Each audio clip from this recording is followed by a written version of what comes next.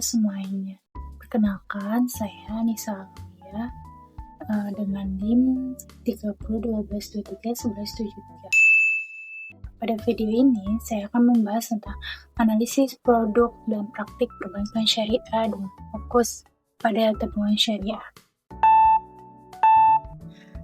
Aku lagi mau nabung deh, tapi aku nggak mau yang ada riba-ribanya gitu. Emang ada ya bang yang kayak gitu? Ada dong, namanya tabungan syariah. Oh, emang apa sih bedanya sama tabungan biasa? Nah, itu yang bakal aku jelasin. Nanti simak ya penjelasan dari aku. Oke, di sini saya akan menjelaskan pertanyaan yang dari teman saya itu terkait dengan tabungan. Apa sih tabungan syariah dan apa itu perbankan syariah? Perbankan syariah adalah jenis perbankan yang didasarkan pada prinsip-prinsip Islam dan menghindari riba atau bunga, gharar atau ketidakpastian dan maisir atau spekulasi. Jumlah lembaga keuangan, produk, dan pelanggan perbankan syariah di Indonesia terus meningkat dari tahun ke tahun. Kemudian ada tabungan syariah. Tabungan syariah itu adalah salah satu opsi yang sangat dicari oleh masyarakat. Produk ini menawarkan opsi bagi mereka yang ingin menabung tanpa menggunakan sistem bunga, tetapi dengan prinsip hasil atau titipan. Tabungan syariah tidak hanya berfungsi sebagai cara untuk menyimpan uang, tetapi juga berfungsi sebagai alat untuk mengajarkan orang tentang keuangan berdasarkan prinsip Islam. Selanjutnya, saya akan menjelaskan konsep perbankan dan tabungan syariah. Perbankan syariah adalah sistem perbankan yang menjalankan kegiatan usaha berdasarkan prinsip syariah Islam yang bersumber dari Al-Quran dan Hadis. Prinsip utama dalam perbankan syariah adalah menghindari praktik riba, gharar, dan maisir. Kemudian ada tabungan syariah adalah produk simpanan dana masyarakat yang dikelola oleh bank sesuai dengan prinsip syariah. Nasabah tidak mendapatkan bunga, tetapi mereka mendapatkan keamanan dana dan kesempatan untuk menghasilkan uang. Kemudian dalam tabungan syariah itu terdapat dua jenis akad utama, yaitu wadiyah dan mudharabah. Yang pertama itu ada akad wadiyah.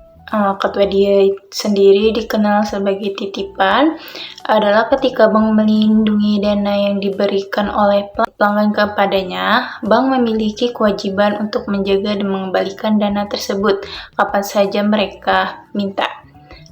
Kemudian akad wadiyah itu bonus sukarela, tidak ada imbal hasil yang dijanjikan.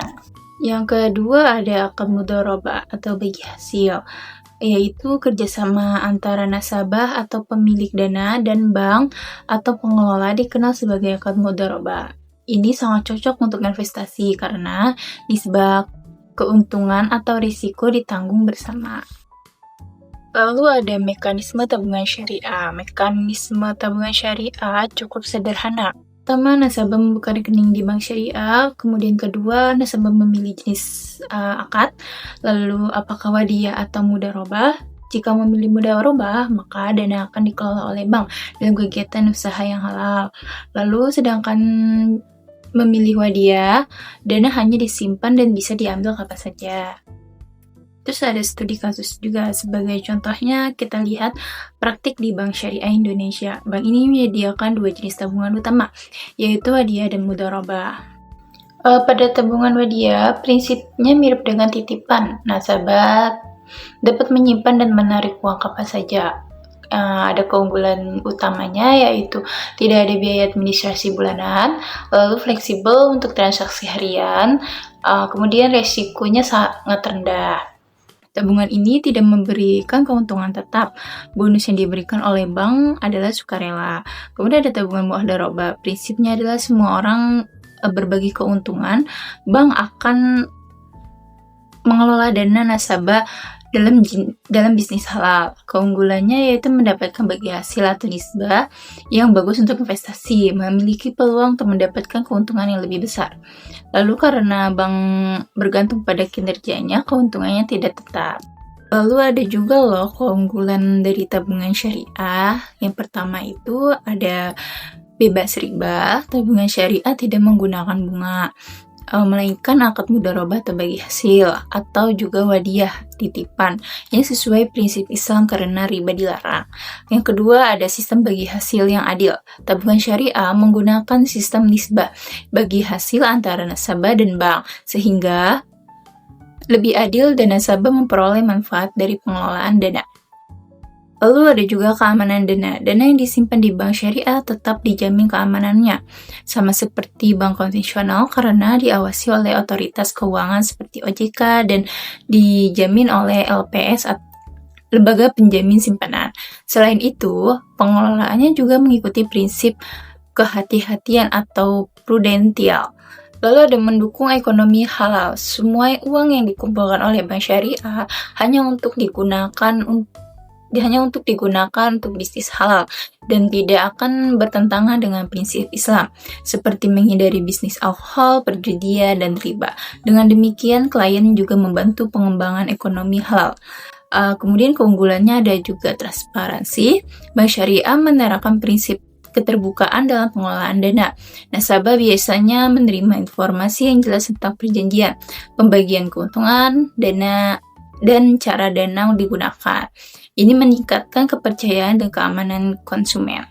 Lalu selain ada keunggulannya, tabungan syariah juga mempunyai kelemahannya loh. Yang pertama yaitu keuntungan tidak tetap.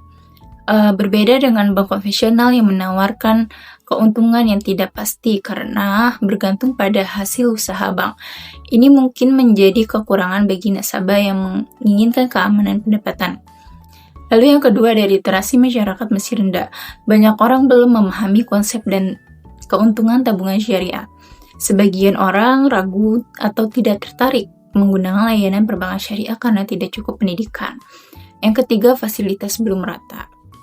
Meskipun berkembang pesat, bank syariah masih belum memiliki jaringan dan fasilitas yang sama seperti bank konvensional, terutama di daerah terpencil. Akibatnya, nasabah mungkin kesulitan mendapatkan layanan seperti ATM, kantor cabang, atau produk digital tertentu. Kemudian ada contohnya juga, contoh perhitungan juga. Saya akan menjelaskan dengan perhitungannya ya. Misalnya seorang nasabah menabung sebesar 10 juta dengan nisbah bagi hasil 60% untuk nasabah dan 40%-nya untuk bank. Jika dalam 1 bulan bank memperoleh keuntungan 500.000, maka bagian nasabahnya yaitu 60% dikalikan dengan 500.000 keuntungannya. Hasilnya itu 300.000. Bagian banknya 40% dikali keuntungannya 500.000 yaitu 200.000. Namun jika keuntungan bank turun menjadi 200.000, maka nasabah hanya mendapatkan 120.000. Dari sini dapat kita lihat bahwa keuntungan dalam tabungan mudharabah tidak tetap, tetapi bergantung pada hasil usaha bank.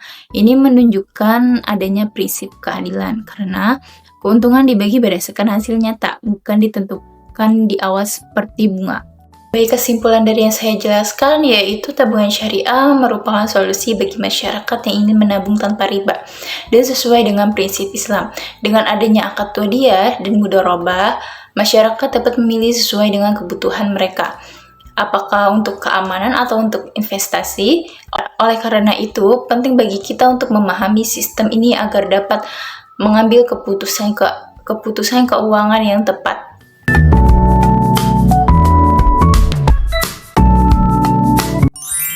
Begitu saja penjelasan dari saya mengenai tabungan syariah. Cukup sekian dan terima kasih.